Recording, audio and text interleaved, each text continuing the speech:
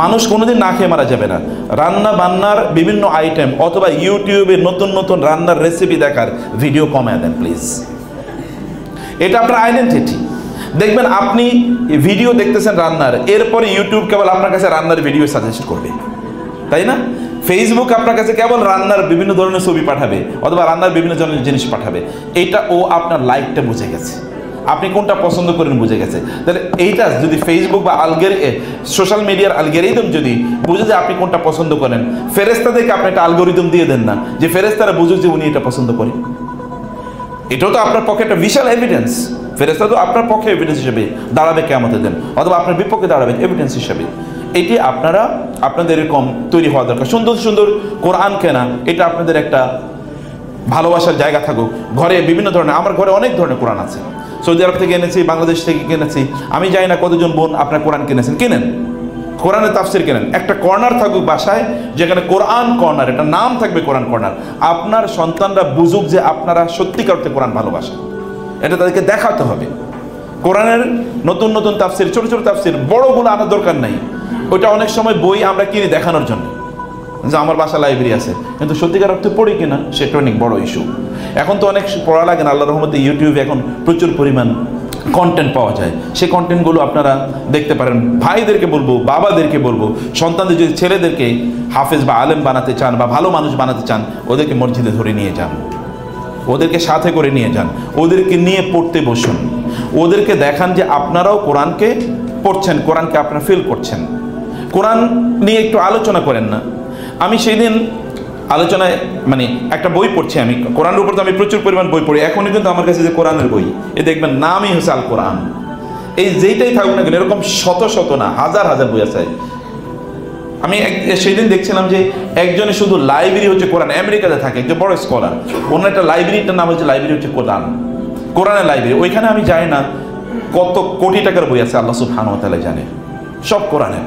কিছু একটা এটা তার অনেকে ফ্যাশন হিসেবে রাখে, এটা আমি বলবো এটা ফ্যাশন না, এটা প্যাশন বানান, প্যাশন।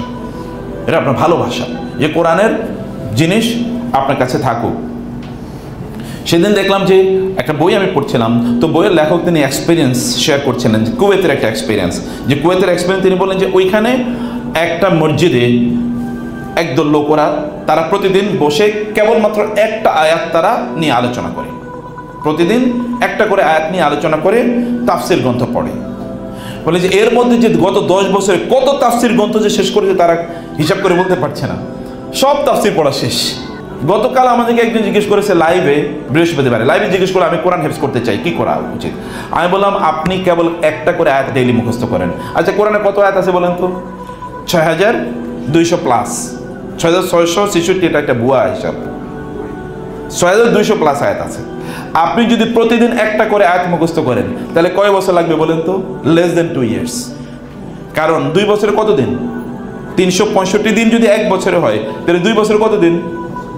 730 দিন। তো 730 দিন তো 700 তো আপনার তো নাই আয়াত যদি আপনি ধরেন। কারণ কোরআনে ছোট ছোট কত কোন আয়াত আছে, যেমন নুন একটা আয়াত, নুন একটা আয়াত, ওয়াত্তুর একটা আয়াত, এরকম ছোট ছোট আয়াত মিলিয়ে আপনি যদি ধরেন, যদি আপনি পড়তে যান তাহলে দেখবেন 2 বছরের কম সময় আপনার পুরো কোরআন হিফজ হয়ে যাচ্ছে।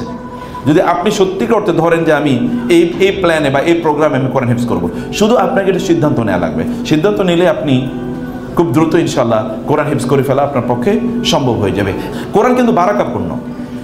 আপনি কোরআনের বারাকাটা, বরকতটা আপনাকে ফিল করতে হবে। আপনি যেখানে কোরআন আছে সেখানে বরকত আছে, কারণ কোরআন হচ্ছে বারাকা। আল্লাহ নিজে কোরআন নাজিল করার কারণে তিনি বলেছেন তাবারাকাল্লাযী নাযালাল ফুরকানা আলা আবদিহি লিয়াকুনা লিল আলামিনা নাযীরা। আল্লাহ বলেছেন আল্লাহ বরকতময় কারণ তিনি কোরআন নাজিল করেছেন। আবার তিনি বলেছেন কিতাবুন আনজালনাহু ইলাইকা মুবারাকুন, তিনি বরকতময় কিতাব নাজিল করেছেন। তিনি বলেছেন ইন্না আনজালনাহু ফি লাইলাতিন মুবারাকা, আমি বরকতপূর্ণ রাতে এই কোরআনকে নাজিল করেছি। কোরআনের বরকতের কারণে কি হয়েছে বলেন তো? একটা রাত, যেই রাতে কোরআন নাজিল হয়েছিল, শুরু হয়েছিল, ওই রাতটা কত বছরের চেয়ে উত্তম? 1000 মাসের চেয়েও, প্রায় 84 বছর, 83 বছর 4 মাস না 6 মাস যেন, এর চেয়ে উত্তম। আর একজন মানুষ তো 83-84 বছর বেঁচে থাকে না, অথবা 83-84 বছর আবাদত করে না। কারণ আমরা আবাদত করি কি, আর ধরেন একটু বড় হওয়ার পরে আমরা আবাদত করি, তাহলে ছোটবেলাতে আবাদত করি না সাধারণত সেভাবে। আবার কত অসুস্থ থাকে, হাবিজাবি কত কিছু মিলিয়ে আছে। তাইলে এই 83-84 বছর এবাদতের চেয়ে একটা রাতের এবাদত উত্তম। ওই রাতটার মর্যাদা কেবলমাত্র বরকতটা কোত্থেকে আসলো? কেবল কোরআন নাজিল হওয়ার কারণে। কোরআন যদি একটা রাতকে 84 বছরের মর্যাদায় উপনীত করতে পারে, আপনার সময়ের মধ্যে যদি কোরআন থাকে, আপনার স্টাইলের লাইফস্টাইলে যদি কোরআন থাকে, আপনার ঘরে যদি কোরআন থাকে, তাহলে কেমন বরকত হতে পারে? এবং এই কারণে রাসূলুল্লাহ বলেছেন, যে ঘরে কোরআন তেলাওয়াত হয় ওই ঘর থেকে শয়তান পালায়, ফেরেশতারা ওইখানে আসে, ঘরটা প্রশস্ত হয়ে যায় এবং ঘরের বরকত বেড়ে যায়। ঘরে বরকত বেড়ে যায়, সব কিছু বরকত আপনি পাবেন। আমরা এখন বরকত পাই না। আমাদের সমস্যা হচ্ছে যে আমাদের ঘরে কোরআন নাই। যার ঘরে কোরআন আছে তার ঘরে ব্যাপক পরিমাণ বরকত আছে। কোরআন শিফা, কোরআনকে আপনারা শিফা হিসেবে ব্যবহার করেন। ওয়াহুদা ওয়া রাহমাতুল লিল মুমিনিন, কোরআন হচ্ছে আপনার জন্য হেদায়েত। কোরআন আপনাকে পথ দেখাবে। আপনি যে একবার চিন্তা করে দেখেন, ভয়ঙ্কর কালো নিকশ কালো রাতে আপনি রাস্তা হারিয়ে ফেলেছেন, অথবা মরুভূমিতে রাস্তা হারিয়ে ফেলেছেন, অথবা ইয়েতে সমুদ্রে ঝড়ের মধ্যে আপনি পড়ে গিয়েছেন, এখন কোন দিকে যাবেন আপনি জানেন না। এই সময়ে যদি আপনি কোনোভাবে বুঝতে পারেন যে এই দিকে যাওয়া উচিত, তাইলে আপনি কতটা খুশি হবেন।